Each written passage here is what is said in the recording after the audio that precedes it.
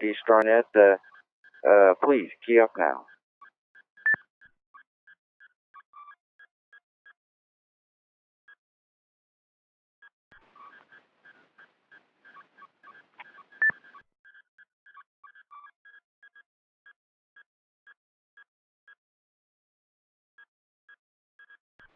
WA6PX, good evening, Jim, and welcome to the Raspberry Pi D-StarNet.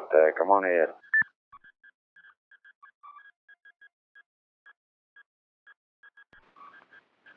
Yeah, Roger. Question is more the general nature of these hotspots, whatever their brand, and this repeater here north of Seattle a couple of weeks ago had a problem. I believe it was an open spot, but I'm not sure. The fellow had set it up in the repeater bands instead of the simplex bands. And it was getting into this repeater about 20 miles away from where he was. He was running the full 250 milliwatts, but even so, thought he wouldn't have a problem. So I just wonder how to remind folks to stick to the simplex section of the band plan when they're using them. WA6 Papa X-ray, back to net control.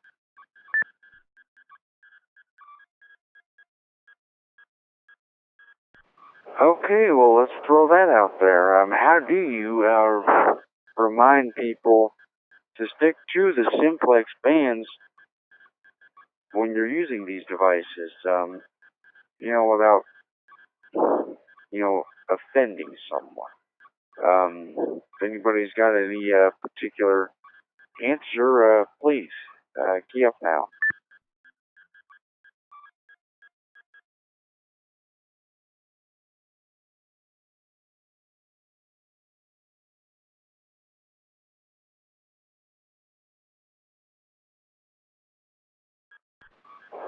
Okay, I'll ask this question again. How do you remind people to stick to the simplex part of the band when they're supposed to, without offending them, like they're supposed to, without offending them?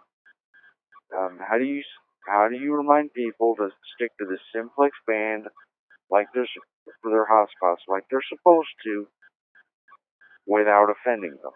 If anybody's got any particular answer, please key up now.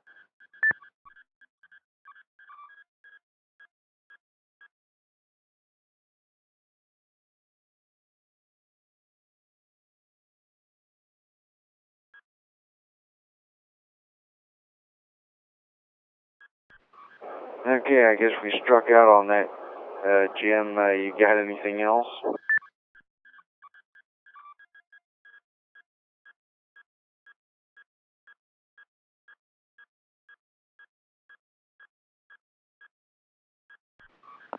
WA6PX, I guess we struck out on this one, Jim. You got anything else?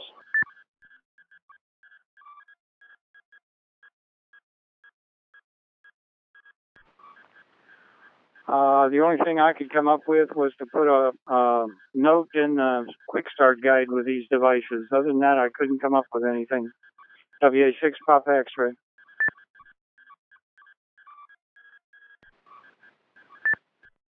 KC. Okay, well, yeah, I would agree with that, Jim. That's pretty much the only thing you can do. At least that's what I'm thinking right off the top of my head. But anyway, thank you for the question, Jim. I'm sure somebody will come up with a good answer later on during the net. Okay, anybody else with any questions for tonight's Raspberry Pi D-StarNet, please key up now.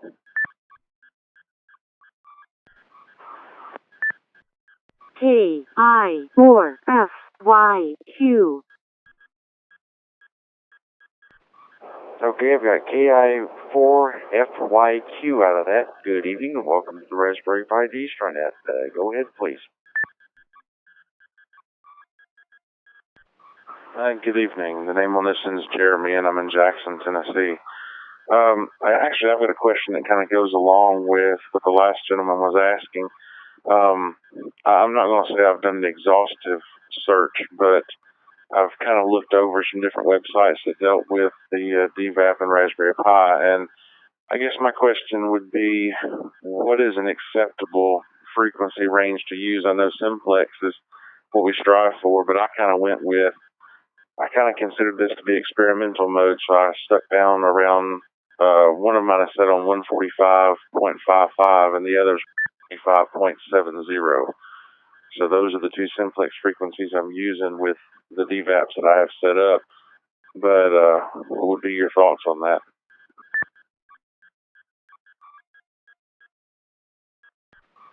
Okay, well, I'm using a 440 frequency on mine, 440.03750 is the frequency I'm using on mine. But, well, let's see, for 2 meters, I don't know. Um, let's throw that out there. What is an acceptable frequency range? Whether it be on 2 meters or 70 centimeters. What is an acceptable frequency range for these devices? For example, the Raspberry Pi with either the DVAP or DV Mega. What is an acceptable frequency range for either 2 meters or 70 centimeters? If anyone's got any particular answer, please key up now.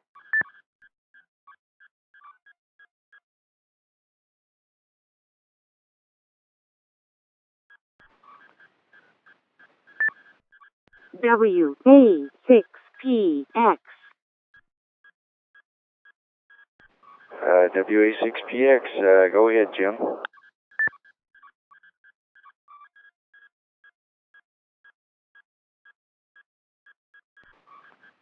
The only thing I can come up with is the ARRL recommended band plan, and it's adopted here by the repeater coordinating body.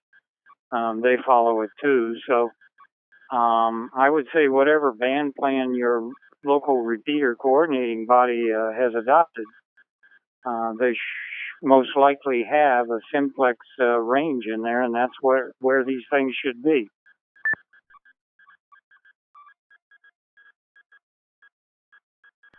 Okay, Jeremy, KI4FYQ, Jeremy, does that answer help at all?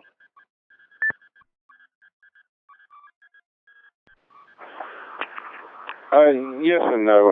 I guess what I'm getting at, and this would be something, I just got into D-Star a few weeks ago, and so I'm using the ARRL band plan for 2 meters, and that's kind of where I came up with. There's a part in there that says 145.50 to, I forget the top end of the range, but 145.70 was in there. It says in the band plan that that's considered simplex and experimental modes. And so I guess what I'm getting at is, would this be considered experimental because you are working with different computers and things and trying, experimental modes and things? Or is there a better set of frequencies inside that band plan to use? I know here locally we use 146.52 and 146.58 and a couple other variations. But I guess what I'm getting at is, would it be acceptable to use the simplex and experimental mode frequency range of that band plan for this, or would it be better to move to the 146.50, that range?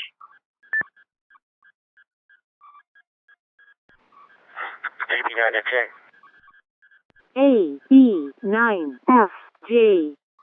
Okay, AB9FJ, good evening, Wayne, and welcome to the Raspberry Pi D-Starnet. Go ahead.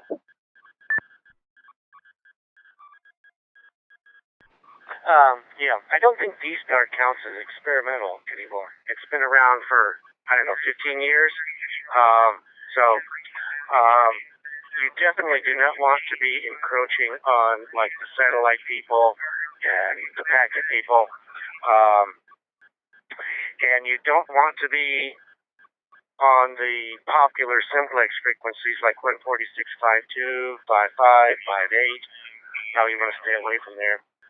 I think you said you're in Jackson, Tennessee. I'm thinking that's probably a pretty low density repeater environment. I would suggest picking a repeater frequency that's not used anywhere near your location. You're probably using low power, so it's not like you're going to interfere with somebody over in Memphis or Nashville, right? So the main thing is, the other thing I was going to ask is your usage.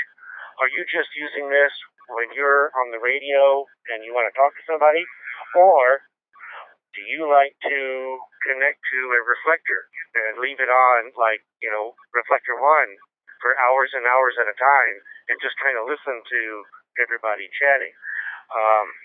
If it's just for your own, if you only bring up a link when you want to talk, that's not a big deal. A few minutes at a time, half an hour.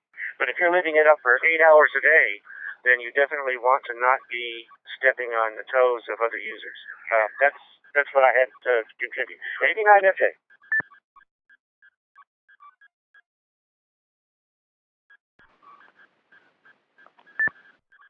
WA6PX. Okay, well, thank you for that, Wayne. KI4FYQ, did that information help?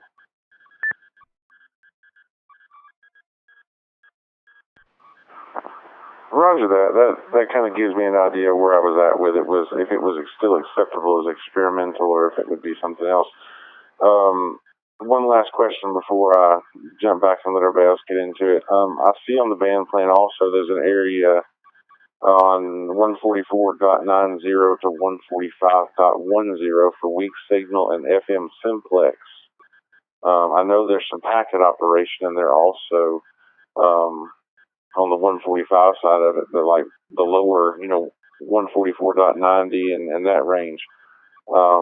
It is pretty weak because you're running, 10 milliwatts. So, I wonder about using that and staying away from the National Simplex area. But, anyways, I appreciate the input, guys. That kind of clears up some things. I'll, look about changing my frequencies on this and, try to get out of that experimental range.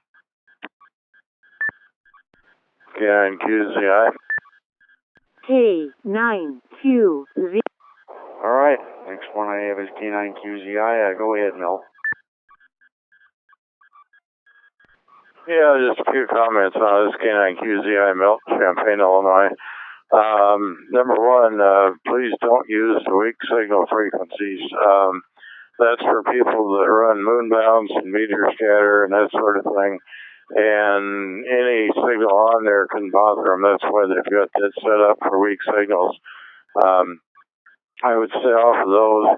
I would recommend just any of the simplex frequencies other than the popular ones. And, you can listen around and see if anybody's using them beforehand. But you don't have to crank the power up on those hotspots very much either unless you're trying to serve the whole neighborhood. But it's something that we got to be concerned about. Maybe they'll coordinate some frequencies for those to be used. I don't know. But right now it's kind of anything, anywhere. And I would be very, very careful about where you are using it if you're going to have it on, as Wayne said, for any length of time. I have one other suggestion. Let me reset here. It would be good for those who are on Facebook with these hotspots, whether it be the open spot or whatever. Go in there and advertise a little bit, make the statement about this, to stay off of the repeater inputs. If you're on a repeater output, who cares? It'll bother you, but you won't bother it. But also maybe a note to the manufacturers to please put this in their user manual to be selective about your frequencies and stay off of repeater inputs. So that's just a couple things off the top of my head there, Wayne. Or let's see, Steve. Yeah, there we go. So back to your K9QZI. Okay, and yeah, thank you for that, Milt. Yeah, that was kind of my feeling as well. I probably should ask Bob W6KD about that as well. Of course, he's the creator of D-Star Commander, and that's something I might want to ask him about. And of course, you can catch him pretty much any day of the week on XRF2 Alpha, but most definitely on Thursday nights at 10 p.m. Central on XRF2 Alpha on the D-Star Roundtable, which of course is hosted by Mike N6HKH, and Bob W6KD, he does participate in that net. But yeah, I would definitely agree with everything you said, though, Mel. And I do remember Ted BE7LEE once recommending 146.420 as a good simplex frequency for 2 meters. And I do remember him recommending that on Facebook once. So it's something to think about. KI4FYQ, did any of this information help any?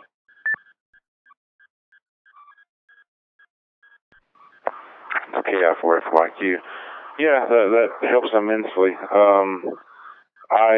That's kind of what I was basically trying to get out of the group, because I know I've had some other friends that have been asking also, and we were discussing it, and I guess I kind of expected with some of this technology, getting on in years, that maybe somebody had published a list, or you see these yellow idiots guides to whatever. Maybe some of us should work towards an idiot's guide to DVAP, or whatever your particular technology taste is.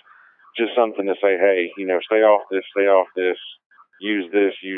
Just something to direct us, because otherwise, I can see it being a problem. And, I'm having an issue with it myself, just trying to pick it up. So, I appreciate the input, guys, and that gives me some direction, and at some point when I get more experience, possibly even to publish a list myself of things I've learned. N5WD with a comment. N5WD is recognized. Yeah, sometimes I feel like I need that as well, an idiot's guide to D-Star. Sometimes I do feel like I need that. N5WD, did you have something to contribute to this discussion? Hopefully. N5WD, the name is Wayne, we're in Fort Worth. The problem is that what works for you in Tennessee won't work for me here in Dallas-Fort Worth, won't work for somebody in El Paso, won't work for somebody in Bozeman, Montana. The frequency uses are so localized. Different areas are on 20 kilohertz splits for FM repeaters, and with those you don't have too much of a guard band where you can slip in between. Texas, for example, is on 30 kilohertz channels, where you've got a 15 kilohertz frequency in there that's very easy to go to, and no one will ever know that you're there. What you need to do is find a frequency that's not used in your locality. If you think it may be a repeater offset, listen 2 meters, listen 600 up or 600 down and see if there's anything there. If nobody's there, park yourself on it. Nobody owns a frequency. Your little 20 milliwatts is probably not going to bother anybody unless you put it on the input to a repeater frequency, and you got a repeater fairly close to you. I would think that you would be okay leaving it where you are, that experimental / simplex band that you're in, the 144.5 to 145.5 to 145.7, is a perfect place for it. If you go any higher, you're going to get into the Oscar band. If you go any lower, you're going to get into the packet. So, just find out frequency, and as long as nobody knocks on your door and says, hey, you're bothering a repeater 30 miles away, you're probably good to go. Does that make any sense? In 5WD.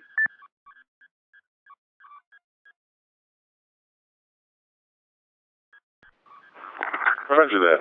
Yeah, it makes a lot of sense.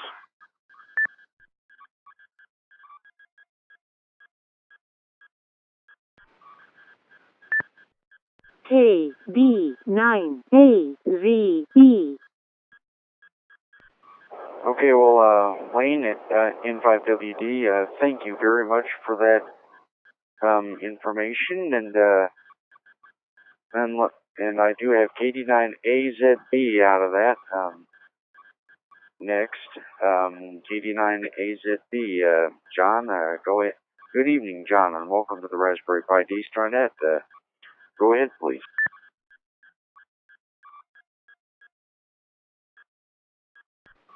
Good evening, Steve, and everyone on the net. I was just listening, and I heard Jeremy's question, and I purchased the Raspberry Pi DV Mega dual band kit from Gigaparts. So when I went to put in my information, 144.900 was the frequency that was already in there. And that's what I'm on now. I'm new to D-Star, and it took me a while to actually get I think it was more of the DV Mega portion of the kit to get it. Every time I put the exact latitude and longitude in, it just didn't work. When I left it blank, it worked. But my question is going back to the frequencies. Like I said, the kit had the frequency of 144.900 in it.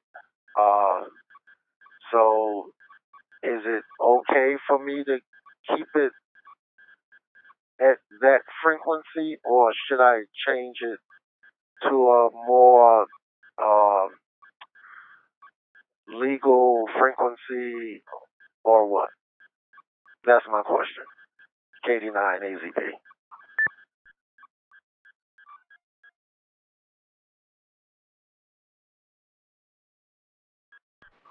Okay, well, let's throw that out there. If your hotspot has a default frequency of 144.900, is it okay to keep it at that frequency?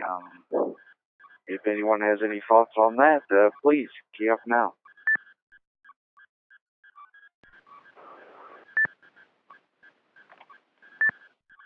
W.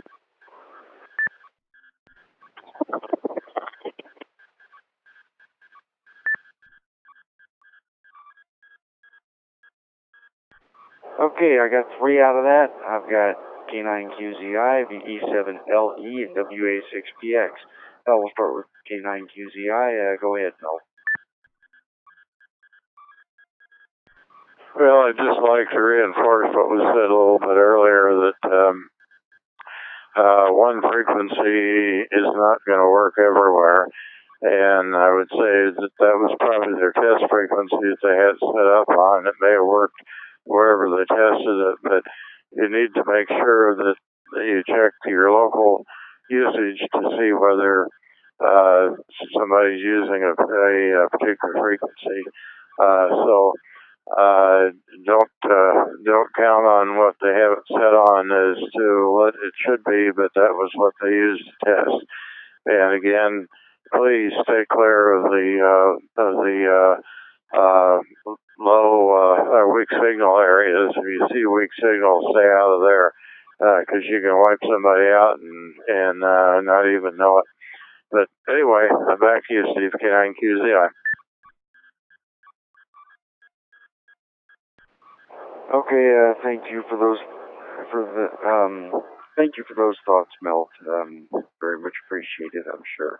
VE7LE, good evening, Ted, and welcome to the Raspberry Pi DStarNet, your brainchild. Go ahead.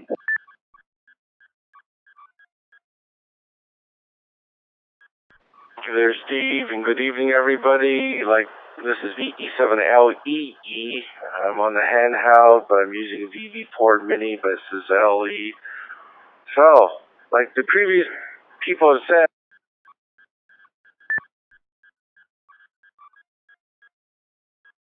all coordination is local. I've asked this question with the Pampas Vancouver. There's a little segment, 144.9, what was it going, 09 or so, to 144.100, about 10 keys in there. And here in Vancouver, we use that for and so I use mine 144.93 for D-Star, and some people use Rose, some people use Packet. Then another little commercial is 145.7 to 145.8, 100 kilohertz. There in Vancouver area, we are using high power C4FM, and so far we have no complaints. So you got to watch it where you use, because yes, if you go too high, you're in the satellite band. If you go too low, you're in some repeater inputs. So, like people say, check with your local coordinator. This is Victor Echo 7, Lima Echo Echo. Okay, well, Ted, you were kind of in and out in the beginning, but you were better in the second half of your transmission, so we caught the majority of it.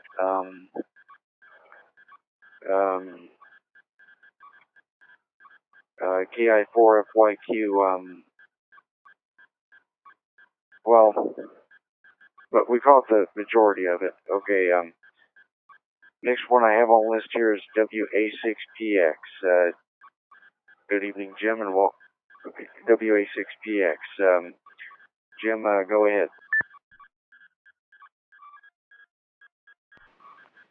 Roger, I just endorsed what he said, Ted did, and would add a couple of things. Stay away from the 250 milliwatts, stick to very low power. Here in the West, you can go many, many miles if you're on any kind of like a 200-foot hilltop. And the other thing is, it seems like somebody ought to be contacting the manufacturers and having them put the summary of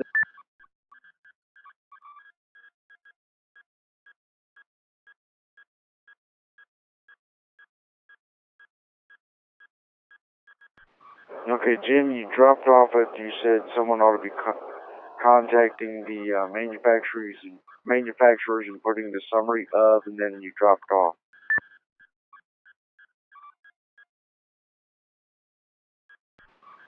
Roger, just asking them to write up a summary of this and have the manufacturers put it in a quick start guide.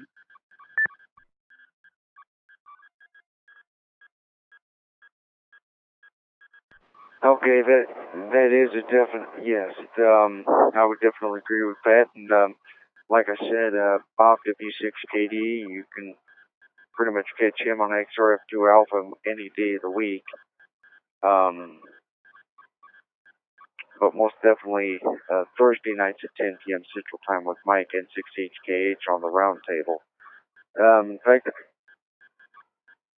I may just see if I can get a hold of him in the morning and see if he can put that in, or see what his thoughts are. I'll see what his thoughts are. Yeah, I might just get a hold of him first thing in the morning and see what his thoughts are. But yeah, that's very good advice, Jim. That is very good advice. Okay, KI4FYQ. Has any of this helped at all?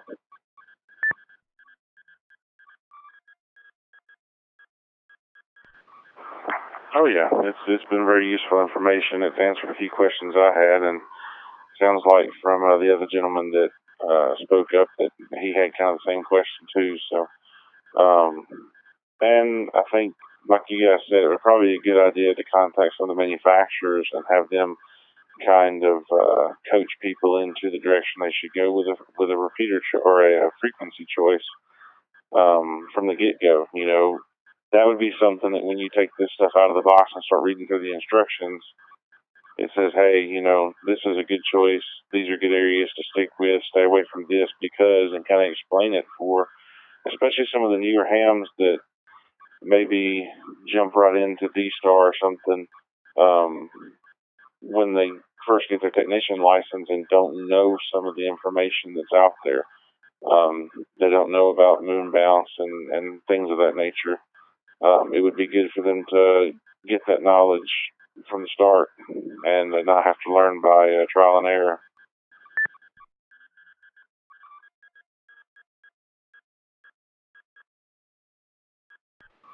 Oh, I would definitely agree with that as well, Jeremy. And Bob W6KD, he does have a message board. It's the same it's the same site you download D-Star Commander from. So, and he does seem to respond to that as well, to questions on his message board as well. He does seem to respond to questions on his message board as well. So, I'd say give that a shot as well. And as far as the others, like Maryland D-Star and the Western D-Star, I don't know. I don't know what their response would be. What either of their responses would be. But yeah. Or even Pi-Star. I haven't even looked at Pi-Star yet. But in any case, a lot of good information has come out with just this one topic. That's great. That's great. Anyway, do you have anything further, Jeremy?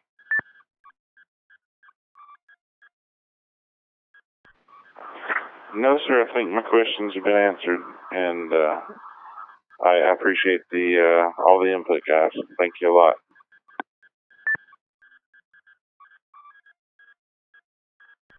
Okay, well, thank you for checking in tonight, Jeremy, and thank you very much for the thank you very much for the question.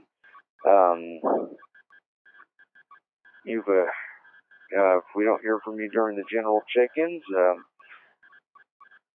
you have a great week, and we very much look forward to hearing from you next week.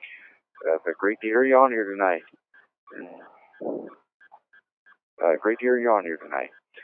Okay, anybody else with any questions for tonight's Raspberry Pi D-Star Net, please key up now.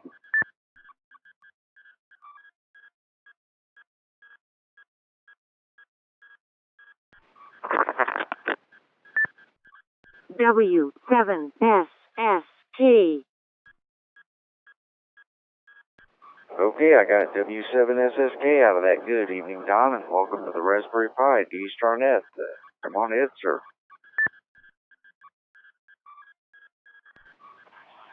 Yeah, good evening, Steve, and good evening to all on the net.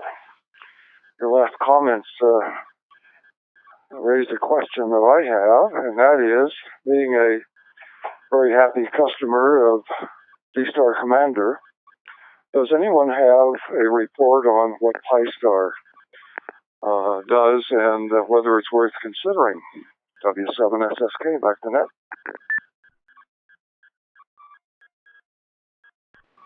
Okay, well, like I said, Don, I haven't even checked out Pi-Star yet, so let's throw that out there. Has anyone checked out Pi-Star?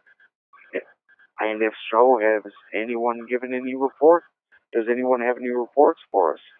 So, we're looking for someone with any reports about Pi-Star. If anybody has any reports about Pi-Star, please, key up now.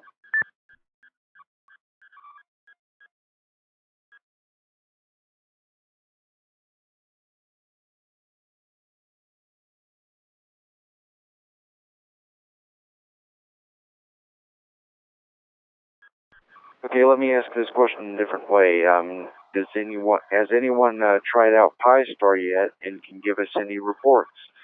If so, please, key up now.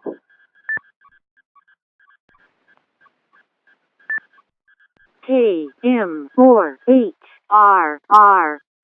Alright, I got KM4HR out of that. Good evening, Brendan, and welcome to the Raspberry Pi D-Star Net. Come on in, sir. KC9SIO and the group, greetings from Reston, Virginia. So I am actually talking to you on my THD74 across the room at low power to my Raspberry Pi 3B DV Mega dual band. I just updated the firmware the other day on the DV Mega, and I'm using Pi-Star. And I started using Pi-Star, I don't know, 3 days ago, maybe 4. And in those 4 days, there have been several updates to the image, and so I can't compare it to D-Star Commander because I have never used it, but I was using the K5RAB image. I may have mangled that call sign. I apologize if I did. But that MMDVM image, and I was liking it a lot, and a buddy of mine suggested trying Pi-Star. And the best thing I can say about Pi-Star so far is that they are 100% on the ball, responsive, immediate answers to any questions, concerns, comments, criticisms, things you want changed or updated. They pick up their phone and they call you, or they email you to have you call them and discuss it. Beta testers and the designers and the whole bunch of people. So I have to give them props for being so on the ball, and I found it very easy to use. I can't really give you too much technical information about it because I'm still learning the image, but I can tell you that it is rock solid on D-Star and rock solid on DMR so far. And like I said, it's had several updates, more updates than days that have passed, and each of those updates have addressed certain things. Like I discovered that it was a built-in default setting to have the on the hour, have it announce the hour. I kind of found that annoying, and they were ready to deploy an on-off toggle switch, and they did it. I thought that was fantastic.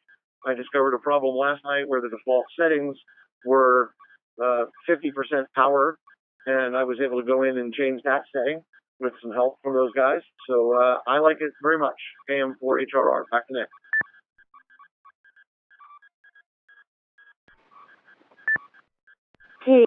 Thank you for that information there, Brendan, regarding Pi-Star. Don, what do you think?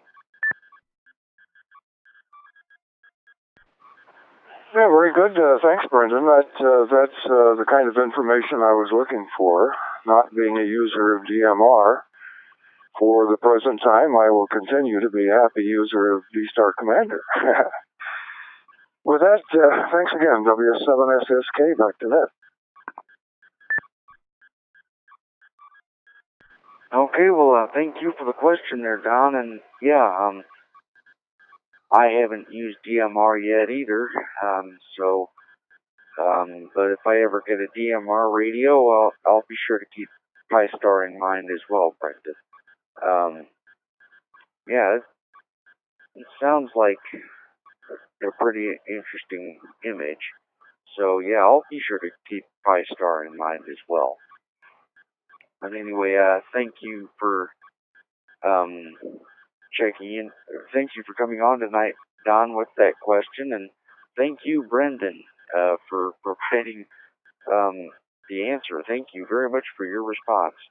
And let's see, with that, I'm once again at the bottom of my list. Anybody else with any questions for tonight's net? Does anyone else with any questions for tonight's net? Please key up now.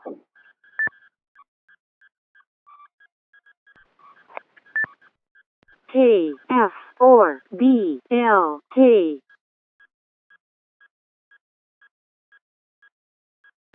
Okay, I got KF4DLK out of that. Good evening and welcome to the Raspberry Pi D-Star Net. Come on ahead.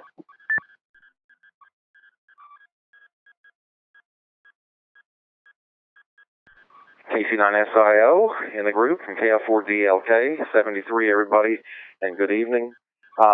Just wanted to kind of give a little comment there. I think the whole point about Pi-Star is sort of, mainly it's just to be able to operate 3 modes at the same time. So it will operate using one Raspberry Pi using the same DV Mega that you've already bought and put on your Raspberry Pi. You can connect DMR, Fusion, and D-Star all in the same box. And it's got some different things in there. I've seen it demonstrated. A guy demonstrated it down here in Memphis at the digital ham group. So anyhow, the short and long of it is that simply that you've got more flexibility. The other impetus to switch to that is, like one other person started to say there, is that they're doing a lot of updates to that, and they're not overriding the host files, which is kind of the main problem with some of the other images. When you go to do the KLX update on your Raspberry Pi, if you know what I'm talking about, a lot of those other distros break as soon as you do that. Western D-Star is definitely like that, in my experience. It's very difficult and finicky, and you got to back up files. You really got to know what you're doing. And even though I know Linux quite well, I didn't know that the host files were an issue, so I didn't know to copy them off, and I lost it, and it was real frustrating. So I needed to re-image and go through that process. But anyhow, those are the 2 main things. It's supposed to be the 3 different modes, digital modes, and then the often updating without breaking the system. So hopefully that helps. And back to Net Control. Thanks again for the net, and I'll be listening. KF4DLK, back to Net Control.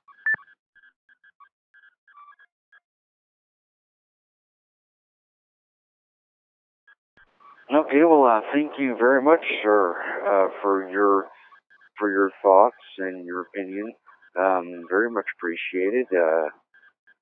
Okay, let's see. Anybody else with any questions or comments for tonight's net? Please key up now.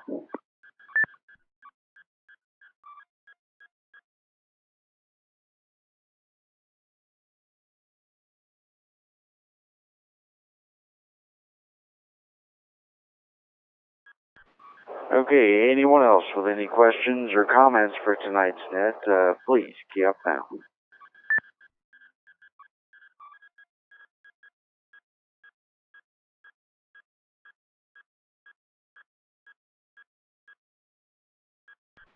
Okay, well, before I go on to the general check-ins portion, last week, Jim, K6JM, brought up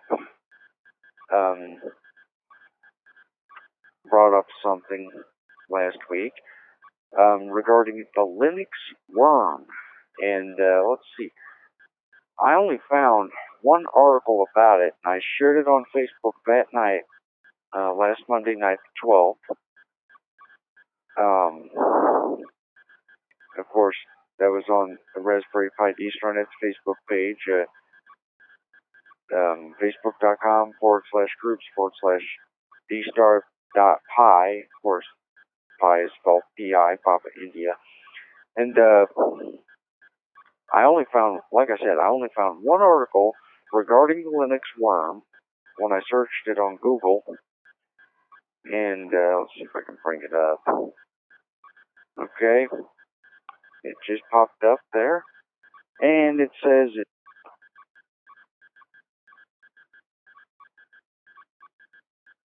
And, well, let me read. Okay, here's what it says. Linux.moldrop.14 is a Linux worm that seeks out networked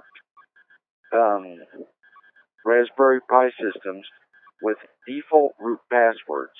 After taking them over in ZMAP and SSH pass, it begins mining an unspecified cryptocurrency creating riches for the malware's author and handing you the power bill. Experts say the initial infection takes place when when Raspberry Pi operators leave their devices' SSH ports open to external connections. Once a Raspberry Pi device is infected, the malware changes the password for the Pi account to /dot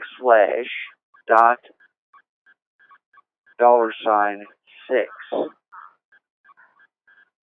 Let's see if I got, and that's all it says. So I'm just curious if anyone has any thoughts about this.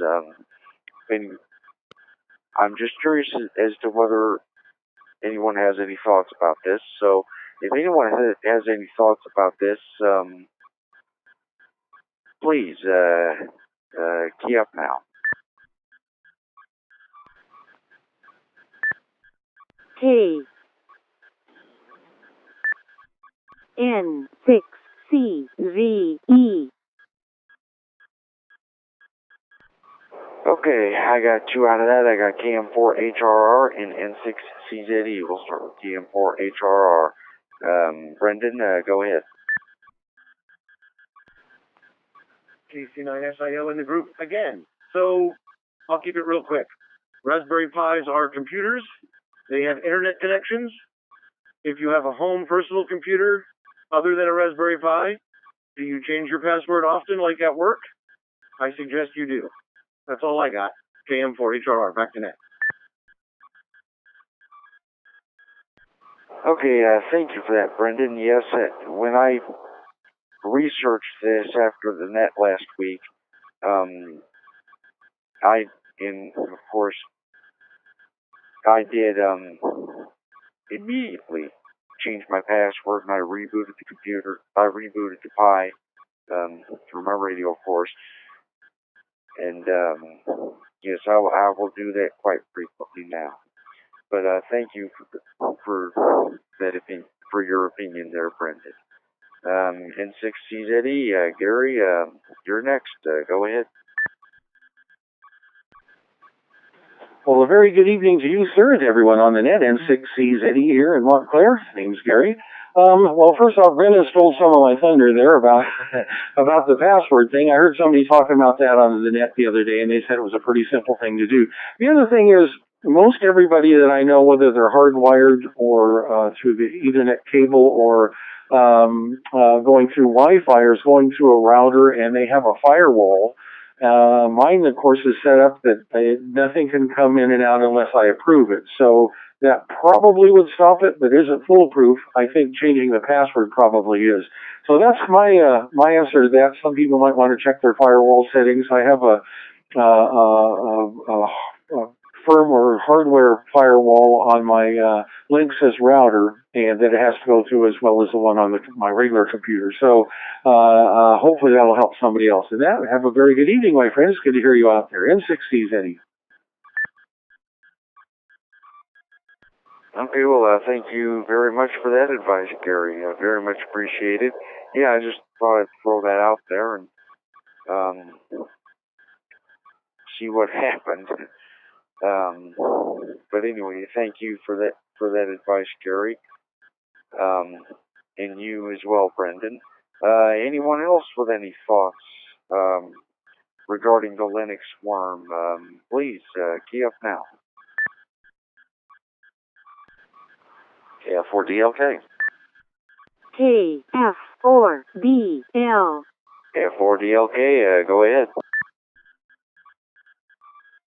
Yeah, the thing is to remember is that if you've looked at your router before, you would have to actually go and port forward. So if you've logged into your router and you've ever looked under the settings or the firewall settings, you'll see sometimes under the Linksys and the other popular brands, they'll have things like you can put in an IP address for a gaming, like a PlayStation or something like that, to allow all the ports through.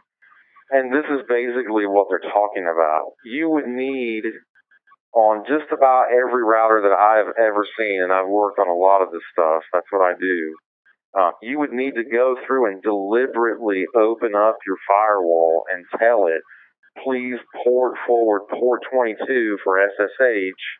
That's the default port. You would need to port forward that through your firewall to the specific IP address. So I highly doubt that anybody's done that. Now there is one other thing that could happen. There's something called UPnP, is Uniform Papa November Papa. Basically, it's like a plug and play type of thing for your network. And that could somehow, it might, again, there's a small chance, but it might actually try and trigger that to automatically port forward that to your Raspberry Pi.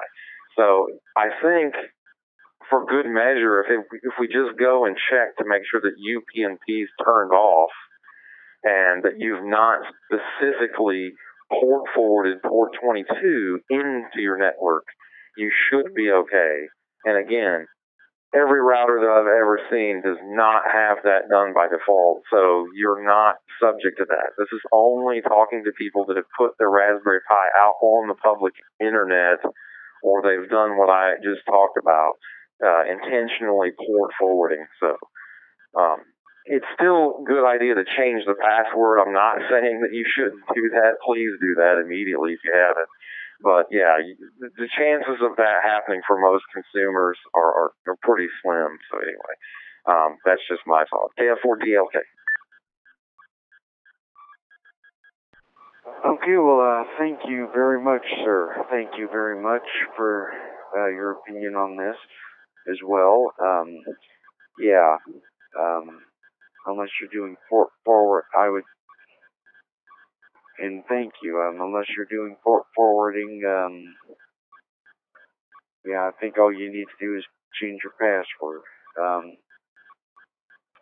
But anyway, thank you for that. Because, you know, I had never heard of the Linux worm until last week when Jim K6JM came on and talked about it. And, of course, alerted us to it. So, you know, it kind of got me thinking. So, but anyway, thank you for that, sir. Thank you for letting us, thank you for, giving us your thoughts on it.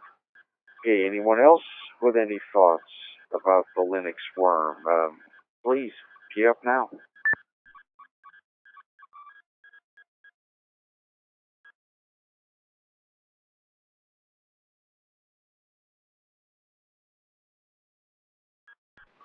Okay, I guess nobody else has any other thoughts on the Linux worm. So, anybody who would like to check in? Now we'll just go on to general check-ins. Anyone who'd like to check into the Raspberry Pi DistroNet, please key up now.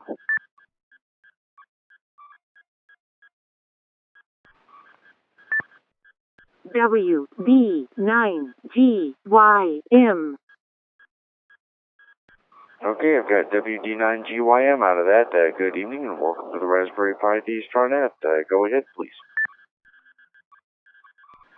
Good evening, Steve, from the Raspberry Pi Net. This is WD9GYM, Marty in Skokie, Illinois. I'm on a D74 Kenwood with a DV4 Mini on a Raspberry Pi, running, I think, version 1.3 of the image. And I just completed my APRS iGate, which is running XASTIR on a Raspberry Pi with a 7-inch screen. And anybody might be interested in that image, you can go to n9sir.com and download that image and read the information on the rest of the setup that we've been using to put up an iGate. And that's about all I had. Back to Net Control, this is WD9GYM.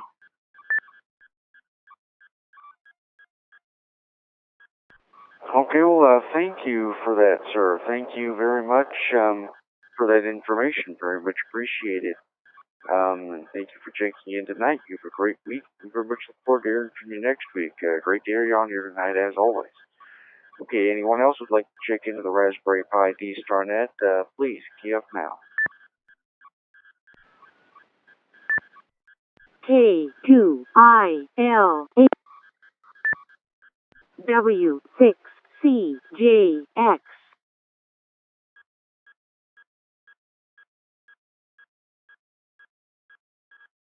Okay, I got two out of that. I got K2ILH and W6CJX. We'll start with K2ILH. Good evening and welcome to the Raspberry Pi D-StarNet. Come on in.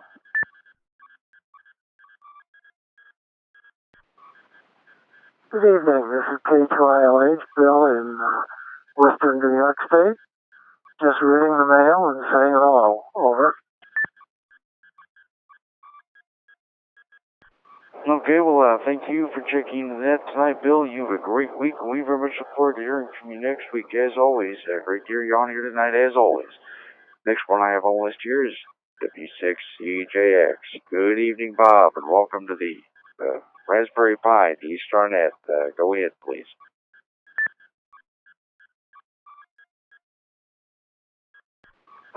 Hey, good evening, Steve, and everyone else on the Raspberry Pi D-StarNet. W6CJX here in kind of a noisy Camarillo tonight. We've got a jet, I think it's an F-18 flying over. Anyway, they're doing their maneuvers there down at Point Mugu Naval Air Base. And great topic tonight.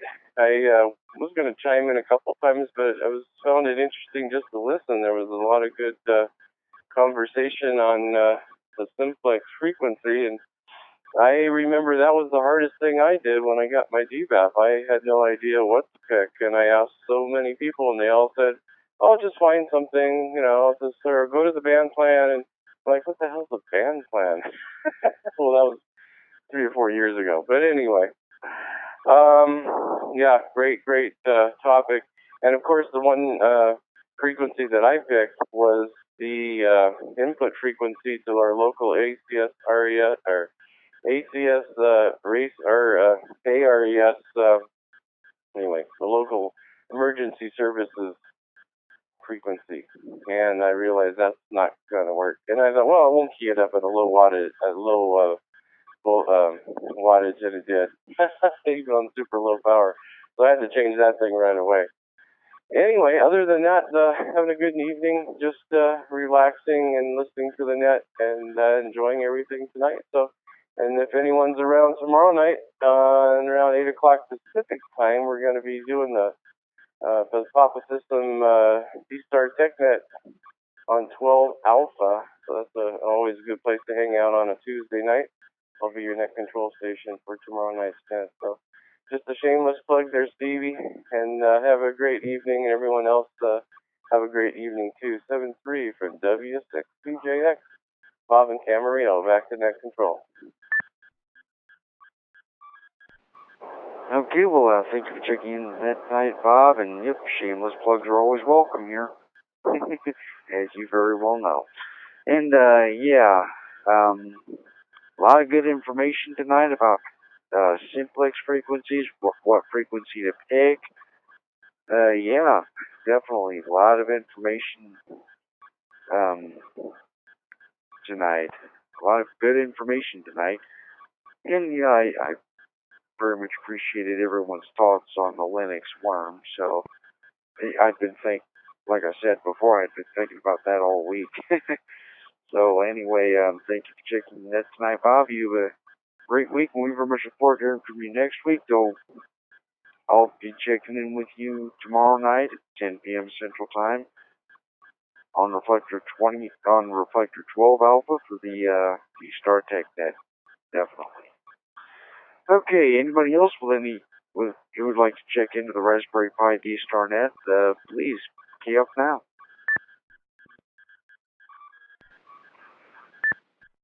N4BOZ.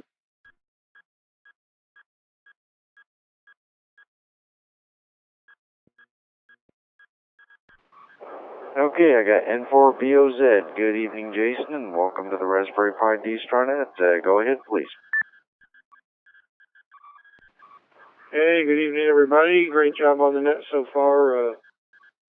Really enjoying the conversation. I hadn't heard anything about Pi-Star, so that'll be one to do a little homework on. I've been using D-Star Commander for about, I guess it's been about a year and a half, and it runs pretty flawlessly for me from what I have experienced. But just wanted to check in this evening and say hello. I don't really have anything else for the net, so not going to tie you up any longer. But thanks for doing it, and thanks everybody for being on the net. Back to you, N4BOZ. Okay, well, thank you for checking the net tonight, Jason. And yep, I've been using D-Star Commander for about that long, if not a little longer. I've sort of lost track of time on that, but yeah, I might do some research on Pi-Star as well somewhere down the line. See if I can try it out. But anyway, thank you for checking it tonight, Jason. You have a great week. We very much look forward to hearing from you next week. As always, great to hear you on here tonight, as always. Okay, anybody else with a who'd like to check in the Raspberry Pi D-StarNet, please key up now. I can take like 4, 5, 6 check-ins at a time. It doesn't matter. But anyway, anybody who'd like to check into the Raspberry Pi D-StarNet, please key up now.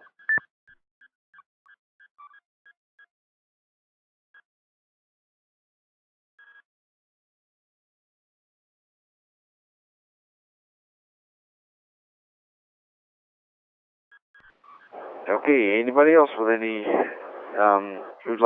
anybody else who'd like to check into the Raspberry Pi D-StarNet, or if you have any questions, last minute questions for tonight's net that absolutely cannot wait until next Monday to get answered, please key up now.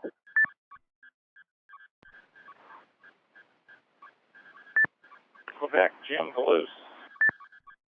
WA7 KF4BLK. Okay, I got 2 out of that. I got KF4DLK and WA7BFQ. We'll start with KF4DLK. Goody. KF4DLK, go ahead. Yeah, thanks again. I've obviously already checked in and been talking here. I actually have a request, and it's up to you entirely. Something that I found helpful, and it was just sort of a coincidental thing, but when I first started in D-Star, I had no idea when and where all the nets were, and I would like to request that maybe at least once per net that you might list off 2 or 3, different nets that are around, just to, get people used to that. Think that was super helpful, and I think I found out about this net because of another net somewhere else. So I think it's really cool to kind of cross-promote those other nets, and that helps build a community. And for all the new people, I think that that's a super helpful thing just to kind of, operate. If you think back to when you first got your ticket, just getting behind the microphone with your Elmer or, just getting your license and operating was the best practice. And I think that's true for D-Star as well. So just kind of a request if that fits with the way that you guys want to go with the net, but that would be super helpful, and it was for me in my experience. So that's it. Thanks again, really, for the net and all the info and input from everyone. I really appreciate it. Look forward to it every Monday. So anyhow, 73 once again, and back to net control. Okay, well, yeah, definitely. Of course, we do promote each other's nets, shamelessly, as Bob W6CJX would say. But yeah, there's of course the International D-Star net. That's the oldest and longest running net on D-Star. There's of course the Saturday Night D-Star net. That's of course Saturday nights, 9 p.m. Central Time on Reflector 29 Alpha. And of course, the D-Star TechNet, that's Tuesday nights, 10 p.m. Central Time on Reflector 12 Alpha. And of course, they have an all-mode net on Thursday nights at 10 p.m. Central Time on 12 on. Wait a minute, I think it's XRF 12 Alpha. Am I right, Bob?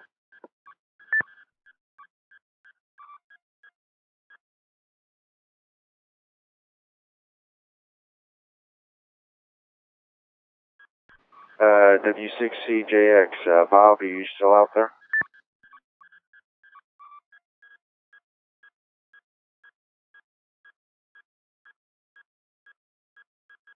Okay, I guess he went back to REF 12 Alpha, but yeah, there's the all mode net on XRF 12 Alpha. I'm sure of that now. And of course, the D-Star Roundtable, which I alluded to earlier, that's Thursday nights at 10 p.m. Central Time on XRF 2 Alpha. That's part of the constellation of X reflectors. But yes, like I said, we promote each other's nets shamelessly, as Bob W6CJX would say. But anyway, that's the long and short of it.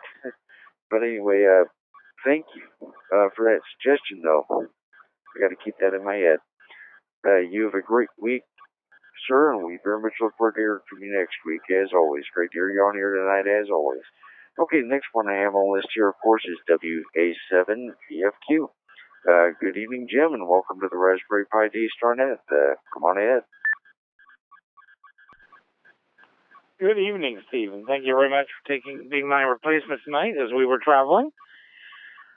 We got to our campsite about just a couple of minutes before the net started, and we got set up, and I now have my Shark RF up and running. I'm using a Verizon Jetpack to send a Wi-Fi signal to a TP-Link mini Wi-Fi router, then using an Ethernet cable to my Shark RF. Power them both off of a Anker 26,800 milliamp hour battery, which runs the two of them about 40 hours. So anyway, I have my mobile setup up and running, and it always just fires right up. And it's a little less touchy with power drops and unplugging and everything else. So once you power it on, it sees the jetpack, and you're off and running. That's really, really nice. I'm enjoying that a lot. Anyway, everybody take care out there tonight. Great net. I was just going to share with you a quick story. I'm going to let Key in a second.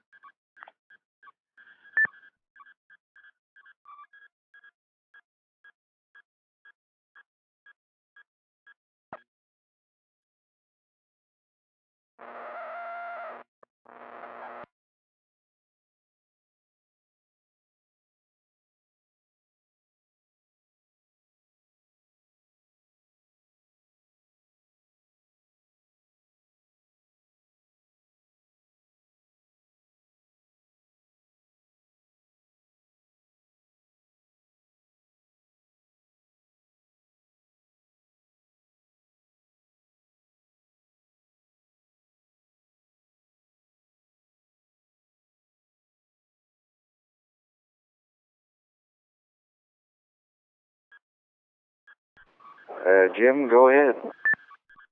KC9SIO.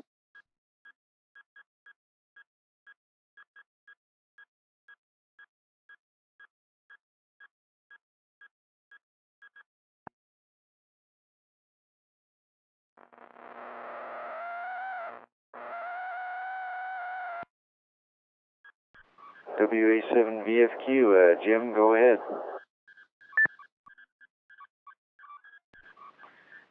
Steve, did you hear my transmission? Just wanted to cross-check W7VFQ. No, I did not. You said you had something else for us, and then I didn't hear anything after that. Let me come back on that. I was saying that when I first set up my Raspberry Pi frequency, I set it up at 444.425. That worked fine. A few months later, I was traveling to Japan, got my Japan license there, and they don't allow you to go over into the 440s, so I had to set up a 439.125 frequency. So I try to keep my frequencies down below that, so if I transport to another country and use my call sign there, I am within the band. Thank you much. That's all I've got, Steve. Thank you very much for taking my place tonight. W70FQ, clearing back from that. Okay, well, thank you for that. Thank you very much for that information. Yeah, I knew there was some difference between, for example, the United States and Japan in terms of the band frequencies, in terms of the band plan frequencies. So, yeah, that's a good thing to keep in mind. But thank you for that information. And yep, no problem, Jim. No problem. Like I tell Connie, Ted, and everybody else, glad to be of service as always. Okay, anybody else who'd like to check into the Raspberry Pi D-StarNet tonight, or if you have a question that absolutely can't wait till next week for an answer, please get up now. VE5RS.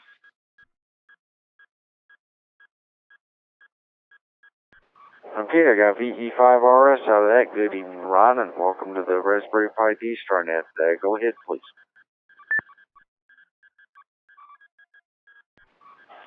Yeah, okay, good evening, Steve. Just one thing about roll list of nets and stuff. I always go to dstarinfo.com. That's one of the first set.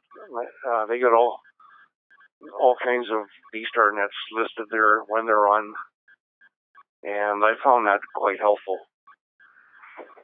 I wish they had a site that good for Fusion or DMR that listed all the nets like that. But that's pretty good. It has other stuff for repeaters and where to find some of those too. So that's a great site I found out.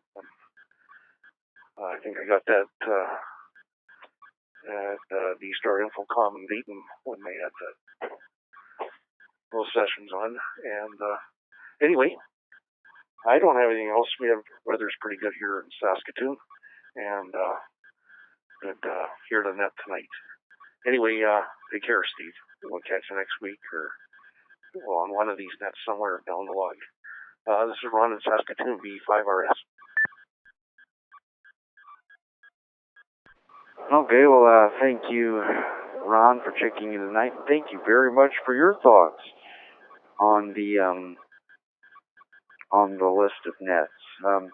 Yeah, like I said before, we promote each other's nets shamelessly, as Bob W6CJX would say. But yeah, it doesn't hurt to go to dstarinfo.com. And of course, WX1DER, Daryl, has a list of nets for both D-Star and D-Rats that he can send anyone in a PDF file. And all you need to do is email him at wx1der@gmail.com. That's Delta. That's Whiskey X-Ray 1 Delta Echo Romeo @gmail.com, and he'll email the PDF file to you. That's another way to do it.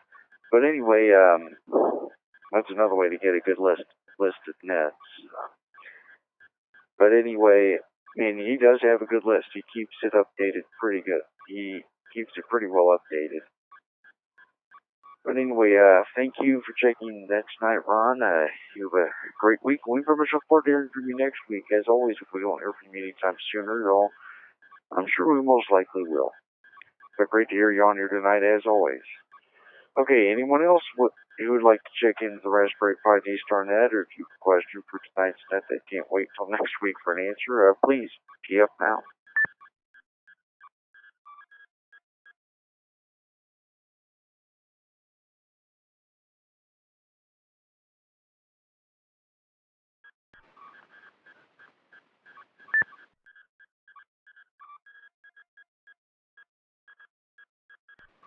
N0SO, good evening and welcome to the Raspberry Pi D-Star Net. Go ahead, please.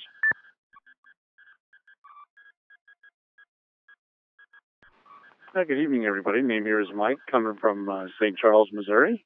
Just wanted to give you one more count for the net, and thanks for running it tonight. I appreciated it. Lots of interesting stuff. N0SO, back to net control.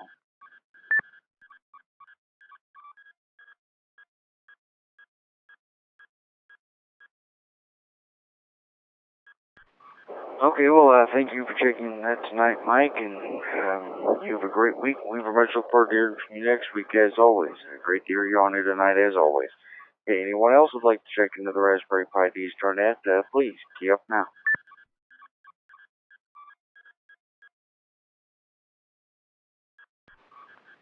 W4LKS.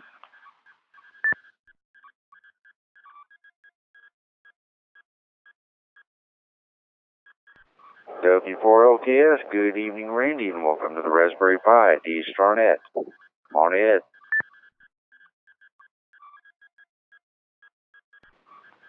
Hey, thanks, Steve. Great job doing the net tonight. Just hanging around. Hold on a sec.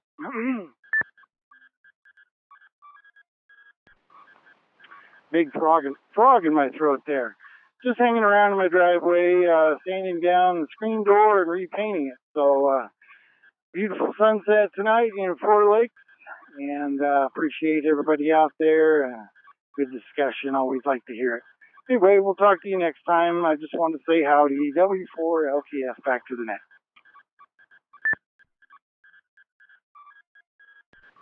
Okay, well, thank you for checking in tonight, Randy. Yeah, I'd have to check your weather in your area, but sounds like you've got a good night to paint your door. Anyway, thank you for checking in tonight, Randy. You have a great week. We very much look forward to hearing from you next week. Of course, I know I'll hear from you Saturday night on Saturday Night D-Star Net, but great to hear you on here tonight, as always. Okay, anybody else would like to check into the Raspberry Pi D-Star Net, please key up now. I mean, let's make this the last round of check-ins. So anybody who'd like to check into the Raspberry Pi D-Star Net, please key up now. This may be your last opportunity.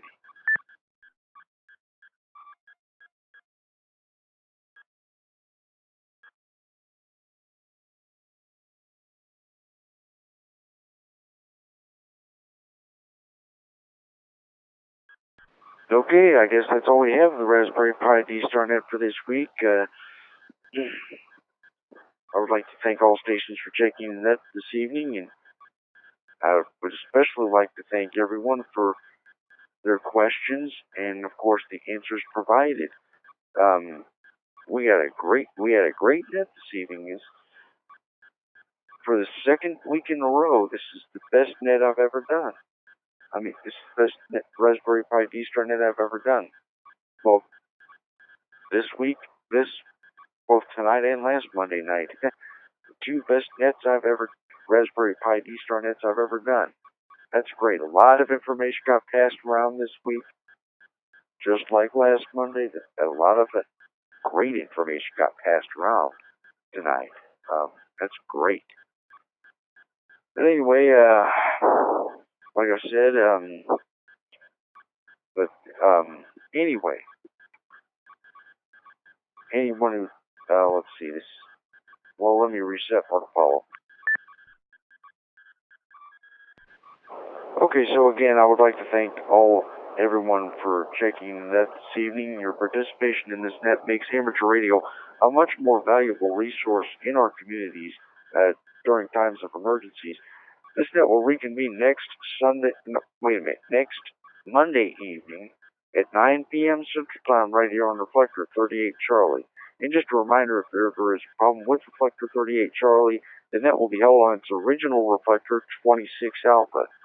I would especially like to thank Ted, BE7LEE, for putting me in as net control for this evening.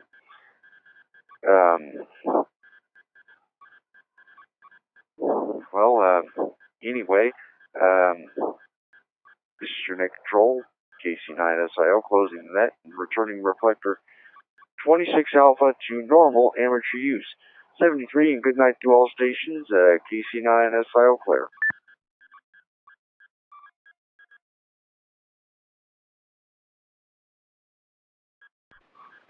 Great net, Steve. Thanks for doing the net tonight, W6BJX.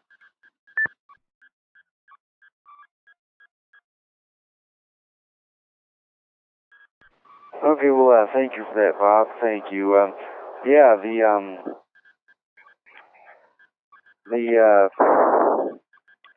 other net is Thursday nights. Let's see, the all mode net, that's Thursday nights at 10 p.m. on XRF 12 Alpha, right? Yeah, 8 p.m. They're always 8 p.m. and it's on X Reflector 12 Alpha, which is bridged over to the analog system on the Papa system, where it used to be just 12 Alpha, and it was kind of just exclusive to D-Star only. But now we've included all of our analog Papa members and anyone else in the outlying areas, like yourself or anyone else, can come on in on X Reflector 12 Alpha, and comes right on in there. And then also there's a DMR talk group. It's all on the Papa System website, papasys.com, if anyone wants to look it up. But yeah, Tuesday night, 12 Alpha, 8 p.m. Pacific, and then X Reflector 12 Alpha on Thursday night. So they switched it around a little bit. Kind of gets a little confusing. Sometimes I forget. But I don't run the Thursday night, so I guess that's okay. I just do the announcement, as you know. All right, yeah, that's all. And I heard you earlier, but I was down at the mailbox and a little bit out of range of my Raspberry Pi, so I wasn't able to get back in when you called for me. I tried, but it didn't key anything up. But I could hear you.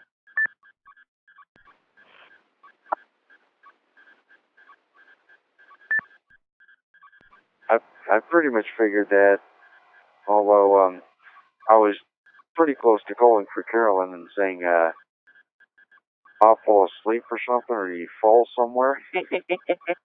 Anyway, yep, 8 p.m. Pacific, 10 Central. That's what I remembered.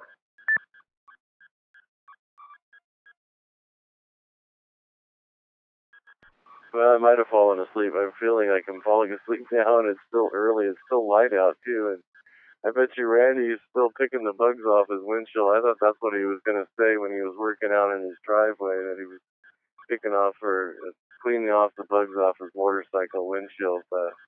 I saw that on Facebook. Oh, okay.